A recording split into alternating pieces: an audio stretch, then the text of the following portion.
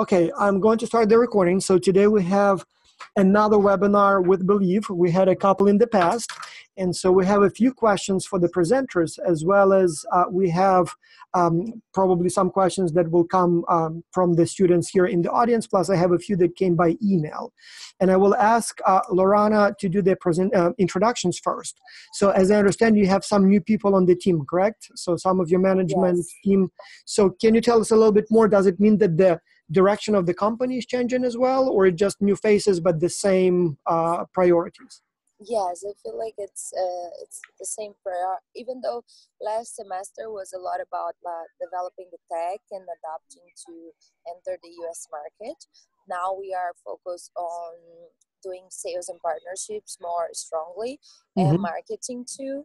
So for me, I feel like bringing in more people for sales, partnerships, and marketing was important to now that the platform is ready to really engage in bringing in contracts and making people get to know Bliive in the US.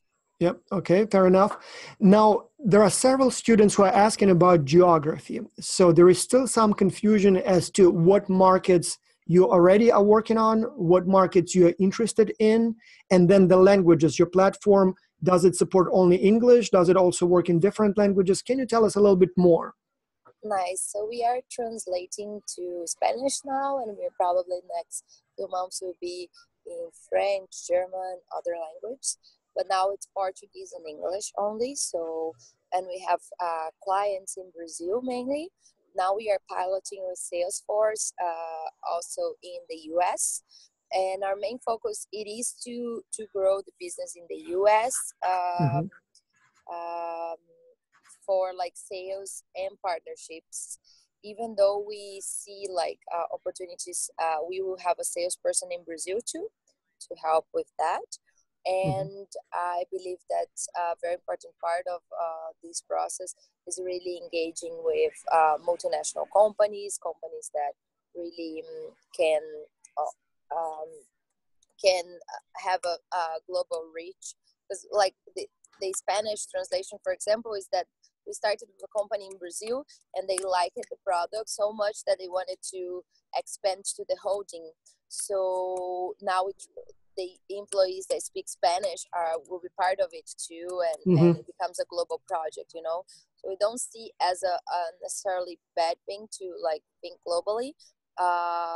Great. Now I'm entering on the other one. 1 second, okay? Let me just go out here.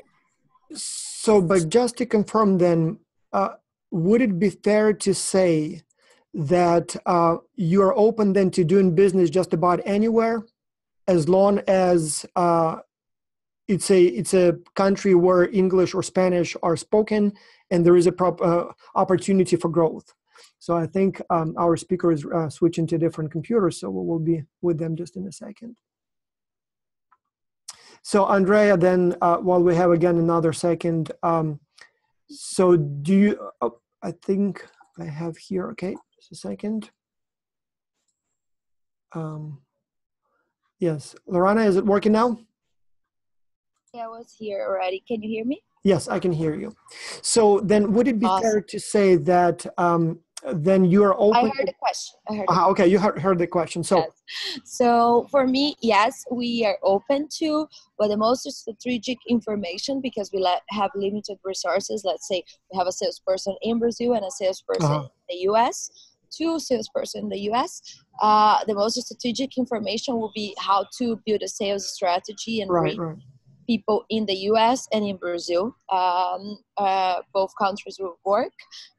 If there's a huge opportunity, let's say in an emerging market, somewhere that we feel like, okay, that's happening there, we're open to, but right now the most important will be these 2 markets for sure.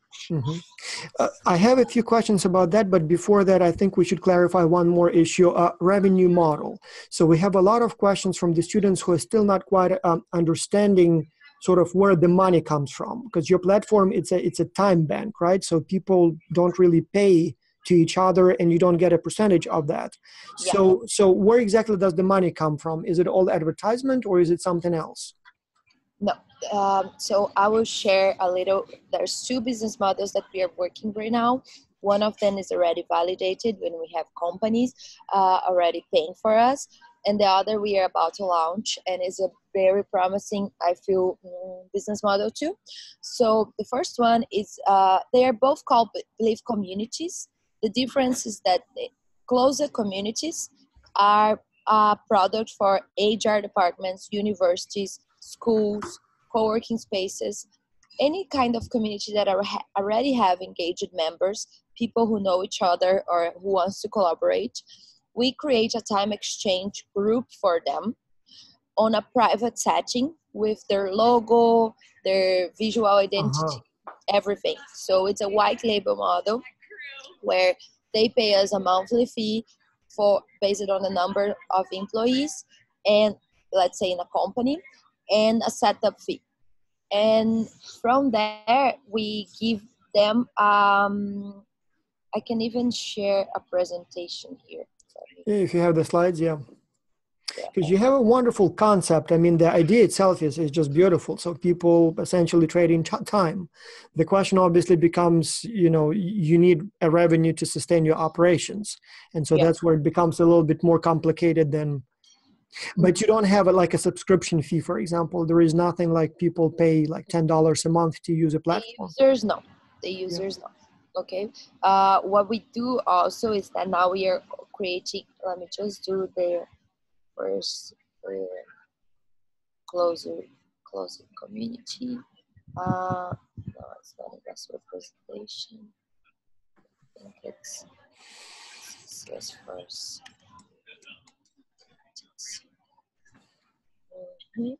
I found it. Okay.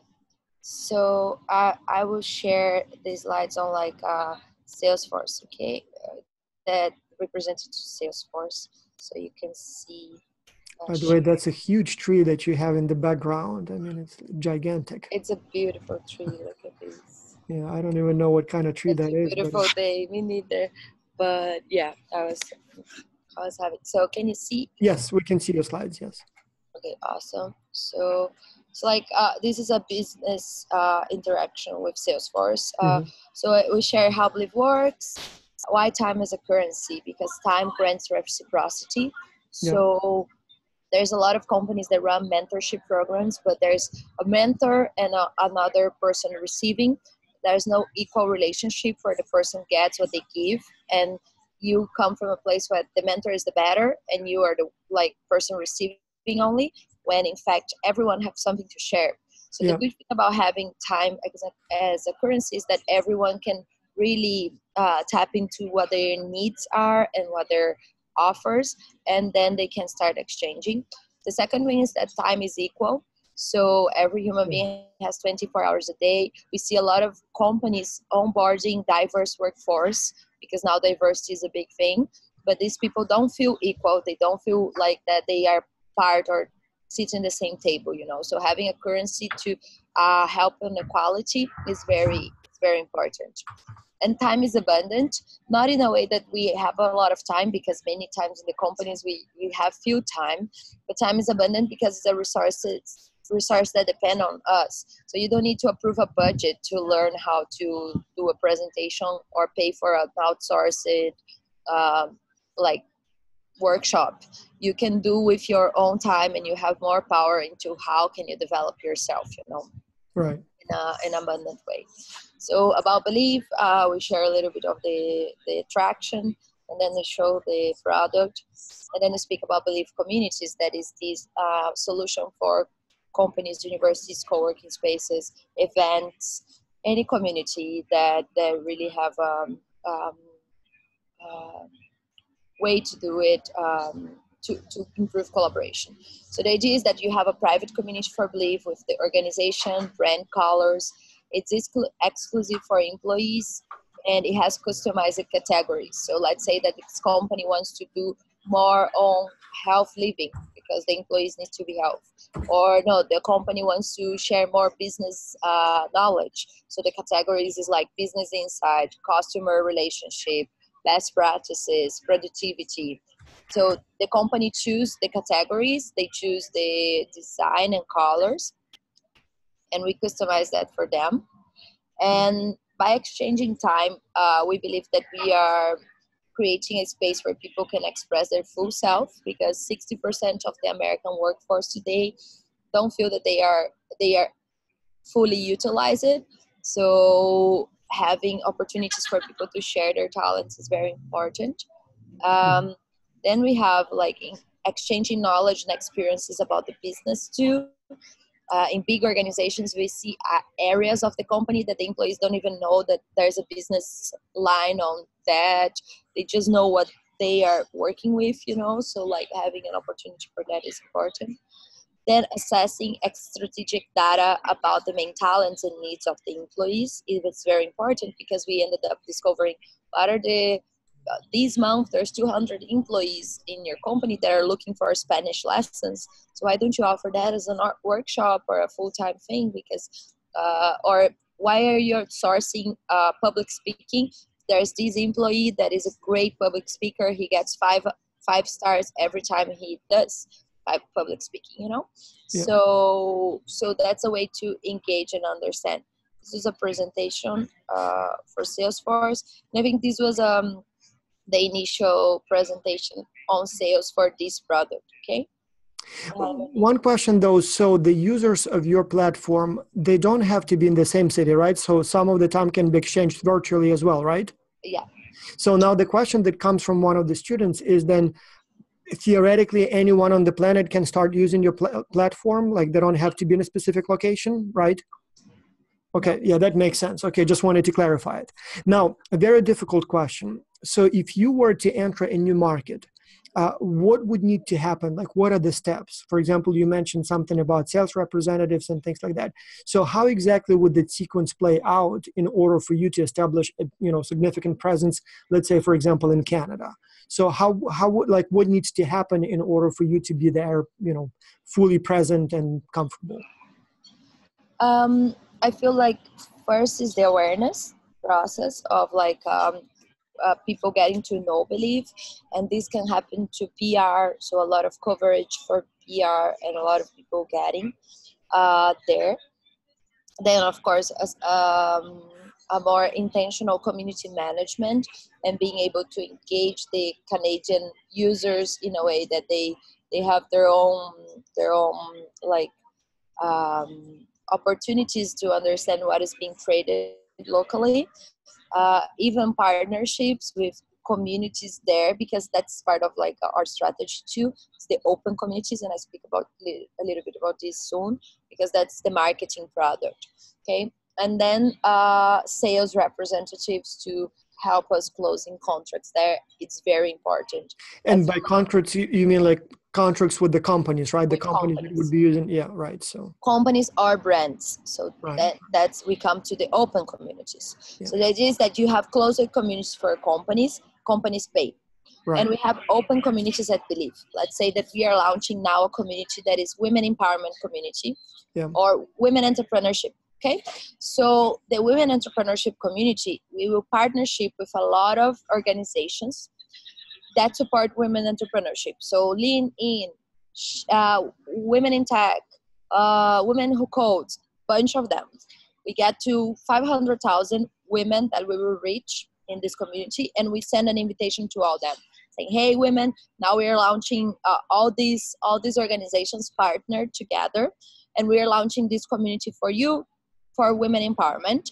And our goal with this community is to have 1,000 hours exchange this month. Okay, if we exchange 1,000 hours this month, these sponsor brands will give you like a class, events, different things. So the idea is that you have brand sponsoring open communities based on niche. So let's say that it's a music community, open community.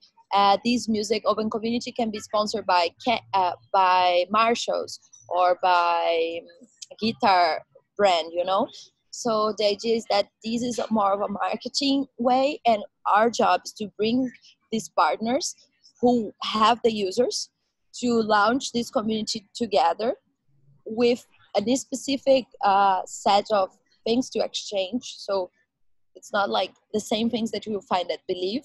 No, there I will find women that want to speak about women empowerment stuff, and that's what I'm interested in, you know? Right, right. And the brands play a role of facilitating and engaging the users with challenges and goals. Like, okay, as a community, we have this goal. If we reach out, we all assess. The users who traded more this month get a special this and that. So that's the way that we are.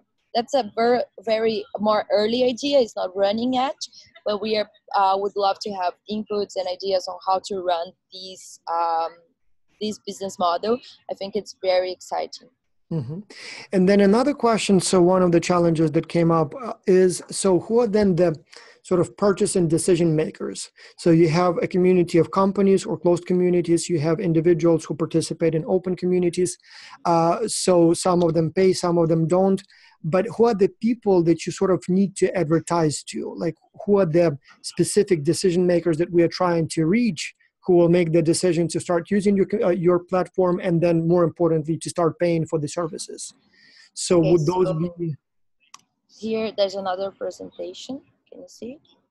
essentially, what is the target population that we are trying to reach with the advertisement? So in this presentation, there's no target market for this marketing one as much as PR, the Yeah. HR, okay? But here is like individuals. So the individuals in user, we call them believers, Mm-hmm. and the opportunity seekers. I will not go deep in that because there's no related to business model. But basically, there's two personas. One is like entrepreneurs, freelancers, unemployed people with access to technology, Mm-hmm. students, and young professionals. Okay. And this is not related to, and these we in the future can have a premium membership for them. It can become, but that's not our strategy now. And then organizations. Okay, so we have Live communities, and the other is the API licensing. That is like some next level of the communities, but let's stick with communities now. So companies, we have companies with social impact drive, part of the sharing economy, B Corps, have more than 500 employees, want to invest in innovation, look for new ways to manage human resources. The pain points, lack of integration between generations, people don't feel valued, business knowledge is wasted, and they don't have a strategic view of the needs of the employees. Solutions we have for them, the communities, the platform, and the decision makers, head of HR, marketing manager, CTO, Right. CEO, sometimes employee leaders. There's a lot of head of diversity, head of equality. These are new things in some companies, but there's community managers for co-working spaces, for companies, community engagement, student associations in universities. That is another slide Okay. here. That So makes sense. Yeah. yeah, for universities, we have online universities, community college, public universities, large well-known universities like Stanford, Cornell, and focus on innovation and sharing economy. Lack of sense of community, high debit due to high cost of education, so low-income students, all that. And then people that we reach out, students, professors, student associations, the dean, CTO, academic coordinator. That's quite a list, but yes, it does make sense. And obviously your platform would be suitable for a wide range of companies and individuals. One last question that I have that I received by email, and then we'll go on to the questions from the audience. Taxes. So even though there are really no sales happening on your platform, but in a sense, there is an exchange of goods or time. Has it ever come up, do governments or can governments try to tax you in any way? I mean, Never happened. It shouldn't be can. an issue, right? In the UK, I think it's the type of issue that I hope we have it because we are too big, you know. Right. You say like it's a huge part of the population trading time, and then we see because like from the law perspective, I'm a lawyer too, so that you need to have a financial like number to in the triad of calculating a tax. You need to have a number for things. So the government will need to issue a value of an hour of a human being. to Right. be able to like kind of track it. Right. Right. It's possible that governments will like go on, and if you like on the work you want to express like concerns or positive things about it, how to go, would love to listen to that in the work. But right now it's not something that we have much information. We just know that we never had a problem with that, and I hope we don't on the short term for Yeah. sure. Although it's an interesting question. I mean, I guess it's more interesting not from the perspective if the government wants to tax you. It's more interesting that it's impossible to tax you, but it may be possible to sort of engage in trade without, involving money. So almost Yeah. your platform can be used potentially to sort of, evade taxes in a sense, right? So, Yeah, and what I feel is that partnership with city councils is something that we see as a great way to grow the platform too. And the people say like, okay, every 100 hours you exchange, I believe you need to give 1 hour to the city. So right. maybe clean a garden, That's an interesting one, yeah. can go to a homeless shelter and do something. So the idea is that maybe X amount of hours you need to give one to your city, Yeah. But that's all part of what we want to start talking with city councils to run. There's a few cities that run time banks. It will be very cool to hear about positive cases with cities that do time banking. That's a very interesting. I never thought about it that way. Time banks are regulated too. Yeah, but they can maybe literally demand time as a tax. So, Yeah, interesting. Yeah, which would be Bitcoins are great. complicated. In your case, it's even more complicated. So, yeah. Yeah, but it should be simple too, like 1 hour, one credit, and if this needs it, it would be great to help the community to support the city. Very interesting. So several students raised their hands. Mason, I saw you raise your hand. Did you want to ask a question? And if so, I guess now is a good time. I don't have any more questions that came from email through email. It seems like we've answered all of the burning questions. And Andre, you're also here. I'm not sure if you have any questions. Well, I have a question, if I may. Go ahead, please. Okay. My doubt was about the fact that in the script of the challenge, we have it is written that we have to come up with a pricing model. But our team's doubt was, how can we know about your pricing strategy? Like, we don't know anything about this. And when we think about entering a new market, what would be your suggestion to make a rightful pricing model as you were requesting? Yeah, so I think the best strategy is looking for similar solutions. So now that you know that we are in the collaboration field, we are a software as a service. So like you know that the company pays a monthly fee for employees. We help the employees engage. We customize it via white label. Which solutions have a similar like value proposition and how much they charge? How is the way they charge and for how many employees? So taking a look on the market of employee engagement, of like employee engagement, like collaboration platforms, it's the way I think to go with pricing because it's a software, the costs are not that high. So it's more about how the market will receive the value that you are sharing. If you are charging too low, maybe not looking interesting. If you are charging too high, it's not something good. So like looking for similar solutions and how they charge, it's a great way to go on pricing. Okay, but so you want actually numbers? You want a proposal of a price, like a numerical price, or you want just rules for differentiate? I feel like if you the way we did so far, it was creating range. So let's say if the group company have 500 to 1,000 employees, these will cost 5,000 a month. If you have from 1,000 employees to 5,000, it will cost X a month. And the thing that you need to consider also is that once you have more employees, you need more community management or customer support. That's the only thing that really increases, because people then get more problems, questions, you need to do more curation. The technology, it's kind of a very the same price. So if you want to say, if you want to get to a number, like for the range between 500 and 1,000, I suggest this price, then this price and this price. It's okay, and I think it's a great way because it's more precise. If you want to do it more like, okay, I suggest that it will be around this number, or that's the cost per employee, and you increase the cost, you decrease the cost per employee depending on how big is the contract. It's another way too.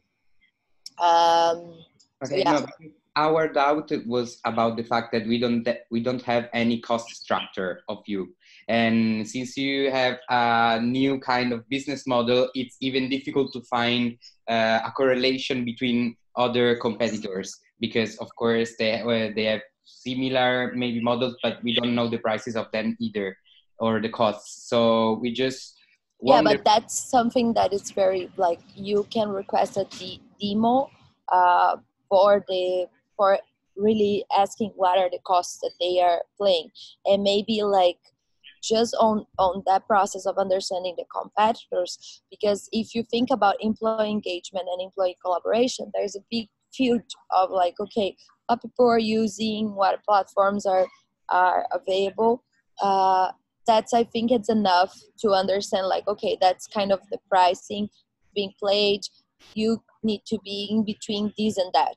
So you don't need to get to a precise number, but once we know that it's software and the costs of the product are not like super important, because I totally understand the motivation of, like, if we don't know the cost, it's very hard to do the pricing.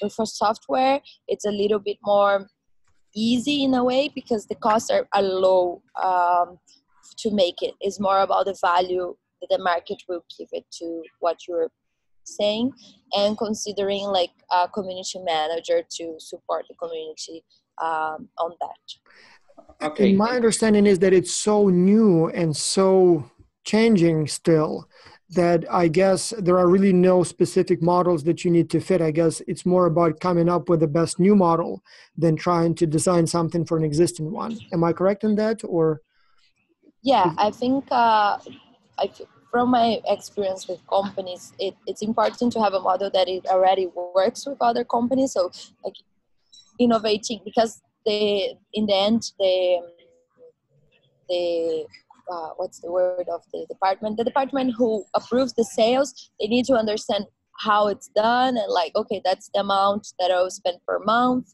If it gets more employees, that contract it. So we can innovate on the model, but not to a point that is not something that it's easy for people who are buying to understand that that's how it will play, you know. mm-hmm. Yep, that makes perfect sense. Now, I know that you have another meeting, Lorena, you said at 3:40. So let's see if students have any remaining burning questions. Mason, you raised your hand at some point, and Andrea, were all your questions answered? Because that's your last opportunity to ask them. Yeah, I think I actually asked everything. I just wanted to know if anyone has a question, or I can make a last one. Yeah, go ahead, please. Yeah, it seems like Mason, I'm not sure if there is a problem with the microphone. Okay. Go ahead. I just wanted to ask if would you like in the report to have some, I don't know, new analytical tools to analyze the new market, or you just would be focused on understanding the outcome we end up with? I feel like understanding the market and like where is our strengths and where are like the opportunities to grow, understanding this market, it's something very valuable, and I would love to get inputs on that. Another very important point on these, it's getting to, okay, that's plan A, we can test plan B. So we don't need for a startup on the startup mindset. There's no right answer. It's hypotheses and how we can test them, or how we can like make them strategic in a way that, okay, let's try this and that, and if the market responds in a way that's a win, or this assumption it's now proven, so bringing assumptions with strategies to how to prove them, or how to like reach out to, let's say, I'll focus on head of diversity and the product would be this and that. It's an option too, so just to say that I'm open to not having a certain answer, but opening a conversation about it. Yeah. Okay. Thank you. All right. Well, thank you so much for your time. I have more 3 minutes. Is there any other question, or like 5? Yeah, I'm checking emails. It seems like we are good for now. So I'm sure there will be more burning questions towards the end of the semester as the students are finalizing their reports. And at that time, I guess we'll just forward them to you by email. So hopefully that will be fine. I personally find your concept fascinating. I mean, this is, like some companies make clothing or chocolate. I mean, those things have been around for thousands of years. So it may be a little bit different flavor, a little bit different, design, but that's old. Yours is, it's like literally revolutionary. I mean, if this thing works, and it should probably work, I don't even know how to describe it. I mean, so many interesting things come up here, like from taxes, as we said, to exchange, to community building, to, so I don't know. I mean, I hope our students will be able to help you, grow your business, because I'm very excited. This is some cool stuff. So yes, and I think our main goal with Bliive is really rethink and give this opportunity for human beings to understand what value means and how we value humans in our society. Right. There's so much value in communities, universities, schools, churches, everywhere. Whereas there's a group of people, there's value to be exchanged, and sometimes we don't exchange it because money is the only way to do it. So maybe like I'm not comfortable for charging money to teach a person how to cook, because I'm not a professional chef, but I would love to spend an hour teaching some Brazilian dishes, So this kind of economy of our passions, the things that we would love to share, but like money doesn't translate, I think can sparkle a lot on our collaborative energy, and on the other side be a huge alternative for financial scarcity too. So our main goal is to empower people and really together build a new way of valuing. Yeah. Well, I don't know. I mean, I expect it will be hard to get it right, but eventually somebody, hopefully you, but somebody will get it right. And 10, 20, 50 years from now, we will be looking back and like, oh, it didn't exist before. That's strange. Yes. So, time exchange is part of like the daily lives, Well, when all of those Ubers and Airbnbs came along, nobody thought that they can take on the, hotel industry, the transportation, taxi companies. And all of a sudden they basically didn't kill them, but literally replaced them in many industries. Yeah. Well, we'll see what happens to Bliive. So I'm a big believer. Part of this story, for sure. Thank you so much. Okay. And another question we can send via email. Okay. That sounds very good. Thank you so much. Amazing. Thank you.